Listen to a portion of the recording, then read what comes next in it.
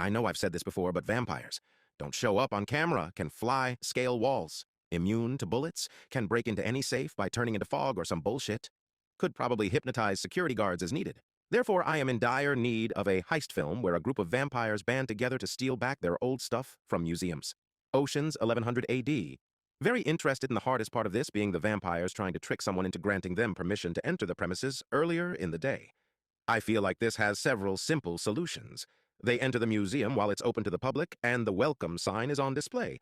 They turn into bats and hide in the rafters until the museum closes. The only hiccup is when the overhead announcement comes on and politely requests all visitors leave for closing. The vampire are forced to flee, but come back the next day with tiny bat-sized earplugs. Downside, this requires going out in daylight, leading most of the team members to show up in long black Victorian formal wear, complete with lacy parasols, which they insist on carrying with them throughout the entire heist, much to the frustration of the team leader who just wore sunscreen and a raincoat.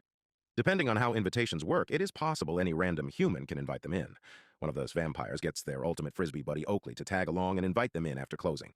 Downside, the gang spends the rest of the heist gently mocking the idea of a vampire playing Association Ultimate Frisbee. So what? You turn into a bat and catch it with your fangs? Do they make you crawl up the wall when it gets stuck on a roof? If you turn into a cat to get it down from a tree, do you end up stuck in the tree? This ends in a climactic twist ending when Oakley reveals they don't play Ultimate Frisbee, just Dog Park Frisbee. In the sense that they met when the vampire transformed into a wolf to gate-crash a game at the local dog park. Bonus points if Oakley is a werewolf. Extra bonus points if this is revealed in a post-credits epilogue where on the next full moon, the entire gang transforms into creatures of the night and joins Oakley at the park for a frisbee game of bats versus wolves. Final option. To gain legitimate entry, an invitation is needed from a museum employee. This presents two possibilities. The vampires pretend to be incredibly rich, eccentric patrons who want a private nighttime tour of the museum.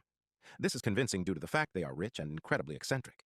The vampires get inside, planning to hypnotize the curator supervising their tour. Downside, they immediately discover the curator has been left immune to hypnosis by years of post-grad exposure to droning history lecturers. The vampires leave their least competent member to distract her while they carry out the heist. In the ensuing 90 minutes, the vampire and the curator accidentally fall in love after bonding over their shared fury about British archaeological theft. In the sequel, they get married and spend their honeymoon robbing the British Museum in order to return sacred objects to the cultures from which they were stolen. This is made more complicated comical by the fact vampires are unable to interact with holy objects. Also, they are lesbians. Alternatively, the gang simply bribes a security guard into letting them in after closing. The security guard then tags along, offering helpful advice for disabling alarms and transporting antiques. It turns out Security Officer Greer only applied for the job BC. They, too, were planning an elaborate acrobatic burglary, but then their partners quit to join Cirque du Soleil, and I can't exactly perform a double cartwheel birdie flying trapeze boomerang special without a partner.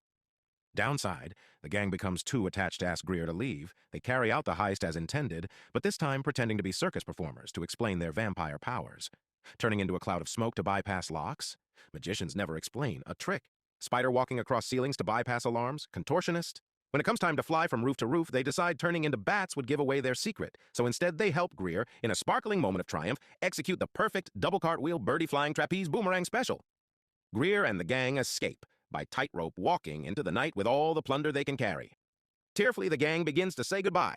In BC, they can't keep up the pretense of being circus performers forever when Greer casually asks how a bunch of vampire ended up working in a circus. Greer assumed from the beginning they were vampires because of how you dress, how you talk, and mostly because none of you showed up on camera back in the CCTV control room. Why did you think it took me so long to let y'all in? I cannot for the lives of me decide which synopsis I like best.